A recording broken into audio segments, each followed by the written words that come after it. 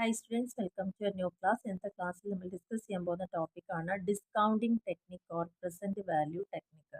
നമ്മൾ ലാസ്റ്റ് ക്ലാസ്സിൽ ഡിസ്കസ് ചെയ്തിട്ടുണ്ടായിരുന്നത് എങ്ങനെയാണ് കോമ്പൗണ്ടിങ് ടെക്നിക്ക് എങ്ങനെ യൂസ് ചെയ്യുന്നത് എന്നുള്ളതായിരുന്നു.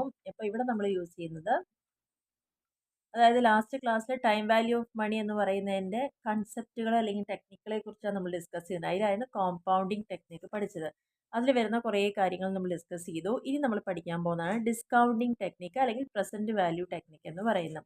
നമ്മൾ സാധാരണയായിട്ട് കോമ്പൗണ്ടിങ് ചെയ്തപ്പം എന്തായിരുന്നു കാൽക്കുലേറ്റ് ചെയ്തിട്ടുണ്ടായിരുന്നത്? Value of money at the end of the period. ഒരു കാലയളവ് കഴിയുമ്പോൾ നമ്മുടെ കയ്യിലുണ്ടായിരുന്ന അല്ലെങ്കിൽ നമ്മൾ ഇൻവെസ്റ്റ് ചെയ്തുകൊണ്ടിരുന്ന പൈസയുടെ വാല്യൂ എന്താണ്? ഏറ്റവും നന്നായിട്ട് നമ്മൾ എക്സാമ്പിൾ പറയുകയാണെങ്കിൽ എല്ലാ വർഷവും എല്ലാ മാസവും നമ്മൾ ഡെപ്പോസിറ്റ് ചെയ്തുകൊണ്ടിരുന്നു.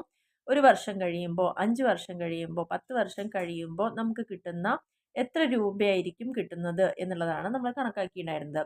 അതായത് നമ്മൾ അവിടെയൊക്കെ നോക്കിയത് ഫ്യൂച്ചർ വാല്യൂ, നമ്മുടെ കയ്യിലുള്ള പ്രസൻറ്റ് പൈസയുടെ ഫ്യൂച്ചർ വാല്യൂ എന്തായിരിക്കും. സപ്പോസ് 100 രൂപ എൻ്റെ കയ്യിലുണ്ട്, അത് 5 കൊല്ലം കഴിഞ്ഞ് അതിൻ്റെ വാല്യൂ എന്ത്? അതാണ് നമ്മൾ കോമ്പൗണ്ടിങ് ടെക്നിക്കിലൂടെ പഠിച്ചത്. ഡിസ്കൗണ്ടിങ് എന്ന് പറഞ്ഞാൽ നേരെ തിരിച്ചാണ് നമ്മൾ പറയുന്നത്. Present value of a future sum. ഫ്യൂച്ചറിൽ എനിക്കൊരു 10 ലക്ഷം രൂപ കിട്ടുമെങ്കിൽ അതിൻ്റെ ഇന്നത്തെ വാല്യൂ, അതിൽ നിന്ന് ഭാവിയിൽ നിന്ന് പ്രസൻറ്റിലേക്ക് വരുന്ന ഒരു സിറ്റുവേഷനെയാണ് ഡിസ്കൗണ്ടിങ് എന്ന് പറയുന്നത്. കോമ്പൗണ്ടിങ് പ്രസൻറ്റിൽ നിന്ന് ഫ്യൂച്ചറിലേക്ക് പോവാം. പ്രസൻറ്റ് ടു ഫ്യൂച്ചർ ആണ് കോമ്പൗണ്ടിങ്. ഡിസ്കൗണ്ടിങ് എന്ന് പറയുമ്പോൾ ഫ്യൂച്ചർ ടു പ്രസൻറ്റ്. ഫ്യൂച്ചറിൽ എനിക്ക് കിട്ടുന്ന എത്ര രൂപയാണോ ആ രൂപയുടെ ഇന്നത്തെ വാല്യൂ കണക്കാക്കുന്നതാണ് ഡിസ്കൗണ്ടിങ് എന്ന് പറയുന്നത്. This is known as the present value concept or discounting technique. അപ്പോൾ പ്രസൻറ്റ് വാല്യൂ എന്നും പറയും, അതായത് ഇന്നത്തെ വില, അതും പറയും ഡിസ്കൗണ്ടിങ് ടെക്നിക് എന്ന് പറയും. അപ്പോൾ ഇത് കാൽക്കുലേറ്റ് ചെയ്യണമെങ്കിൽ present value of any amount, നമുക്ക് ഏത് എമൗണ്ടിനെയും പ്രസൻറ്റ് വാല്യൂ കാണാം. Same formula which was used for compounding. കോമ്പൗണ്ടിങ്ങിന് വേണ്ടിയിട്ട് യൂസ് ചെയ്ത ഫോർമുല തന്നെയാണ് നമ്മൾ എടുക്കുന്നത്. ബട്ട് അത് എങ്ങനെയായിരിക്കും? റിവേഴ്സ് മാനറിലായിരിക്കും നമ്മൾ യൂസ് ചെയ്യുന്നുണ്ടാവുക. അപ്പോൾ present value of cash flow എപ്പോഴും എങ്ങനെയായിരിക്കും?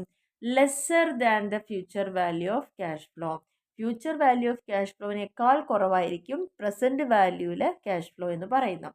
അപ്പോൾ ഡിസ്കൗണ്ടിങ് ടെക്നിക്കിനെ നമുക്കത് കണ്ടുപിടിക്കാൻ വേണ്ടി രണ്ട് കാര്യങ്ങൾ യൂസ് ചെയ്യാം.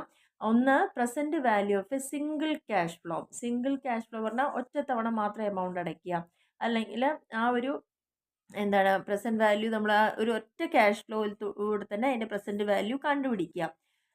രണ്ടാമത്തെ മെത്തേഡാണ് present value of annuity. Annuity നമ്മൾ ഓൾറെഡി പഠിച്ചു കഴിഞ്ഞാണ്. കാരണം എല്ലാ വർഷവും അവസാനം നമ്മൾ